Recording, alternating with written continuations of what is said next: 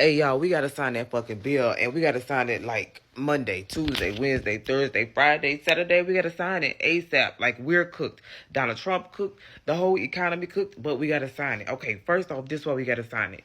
The numbers is out. The premiums, what will happen if they sign the bill is out. And so everybody keeps saying, like, it's not up for debate anymore. I mean, it's so much information. I gotta calm down and get my thoughts out so you can understand it. I'm trying to remember it all. So, the premiums that if the Democrats fold have come out. So, the difference between what they're fighting for is showing. So, one, premiums in certain states go from like they more than double, like 600 to 2,300. You get what I'm saying? Like a month.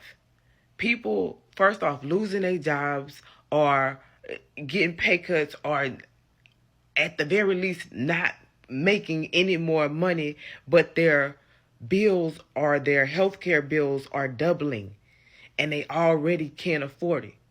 And this is facts. And it's all over all states. So the Democrats are saying, hey, this is not our shutdown. We are telling you that we know you can't afford what they're trying to do to you.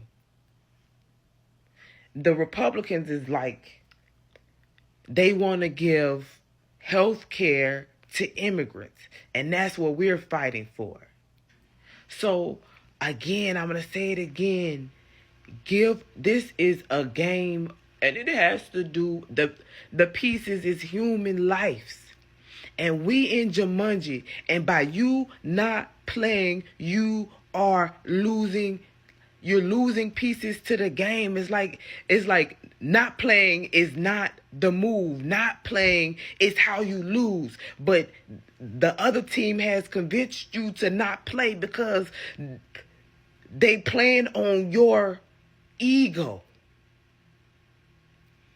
Sign the bill. If you don't sign the bill, Congress ain't doing nothing. Donald Trump like, well, they not in session. So I can do this, I can do this, I can do this. And what's going to happen is like he's playing Monopoly. He collecting boardwalk, he collecting this, he collecting this. And shit, I feel like we in a argument of adverse possession. But he's going to say by the time the government comes open or by the time that, because he's finding other ways to do this. Like, and I feel like they be watching my shit because I said you got to pay the army. So now he has outside people, private citizens paying the army, which is illegal. But where Congress at?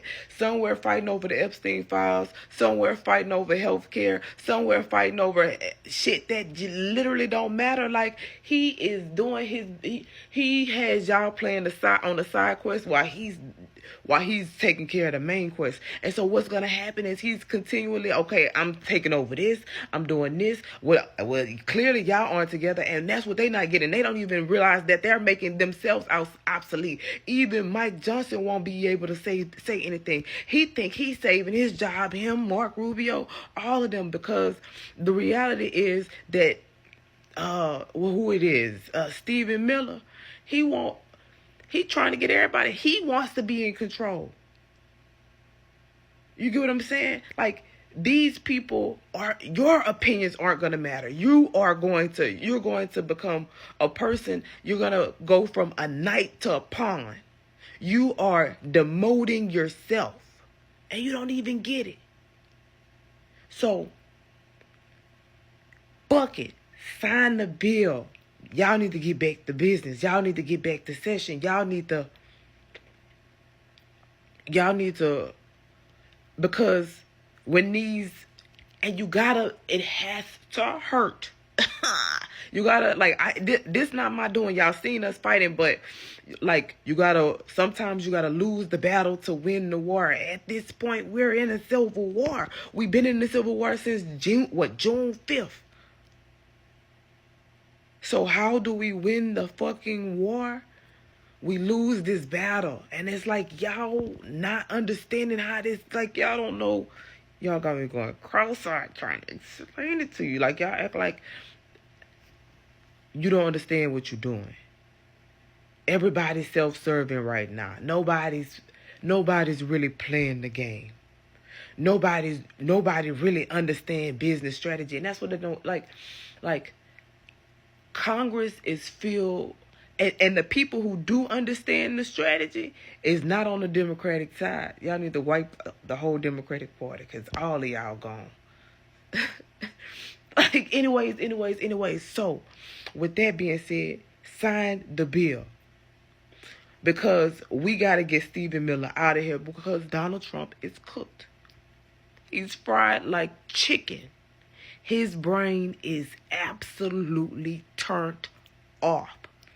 We are officially, it's Saturday and we are the weekend at Bernie's. Do you understand? He don't even know what he's talking about. This boy said Canada cheated on a commercial. I just kept saying, they what? They're cheating. He has reverted back to his adolescence. He's in between, somewhere between psychotic and iconic. Somewhere between he wanted and he got it. Somewhere between he's sober and he's lifted. Somewhere between commitment and a mistress. That's where he at. He's in the in-between. In between reality. He 1 foot in heaven and 1 foot on earth.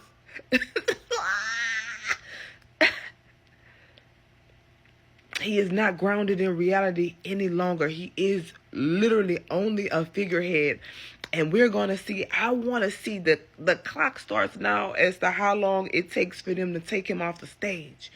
Because he is a national security threat at this point. He is literally in cognitive decline. And that ballroom is what they use to keep him focused. And it's sad to see. And if he would have just been quiet, if he wouldn't have been up angry tweeting, nobody would know about that Canada thing. The Canada, whatchamacallit. Like the ad. But because he said something, he made it way more popular and way more popping. And that goes to, and that's why I'm not running my mouth so much, but that goes to Stephen Miller not, like, that is the difference between 1930s Germany and now. Like, it wasn't diverse. And that plan worked for that era. So you can take that plan and plug it here, but you miss so many different variables.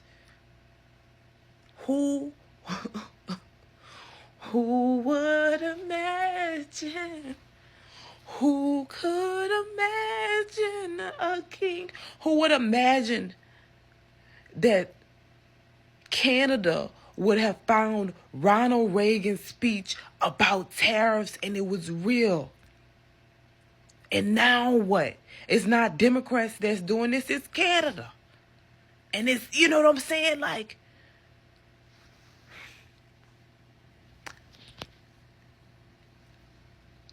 Bannon said, he came out loud, and it's now is like they so disillusioned. They are like they still can't believe it because Bannon came out and said he intends to run for a third term, and then they're like, well, no, that's not real. He's not gonna do it. Well, if we get there, by the time we get there, it'll be too late. Sign the deal. Make it run the people playing up, money up, cost them, hit them in the pockets. That's going to upset them. They know the Republicans did that. So now they mad. It's going to be time for them to vote again. They going to rig the voting, but they done already pissed off the farmers. That's going to be the final straw. They done already pissed off the beefers. They done already pissed off, and then they're going to piss off the final people when the SNAP benefits gone. If the SNAP benefits go, but even if the SNAP benefits don't go, they still ain't gonna have no money when you sign the bill because they gotta pay for this highest insurance. So when they broke, all of their supporters are gonna turn against them, and there's gonna be nothing they can do about it. So even if they rig the election, they're not going to be able to stop that angry mob of people. And all we're going to be able to do is, just like we was doing on the No King's Day protest, sit back and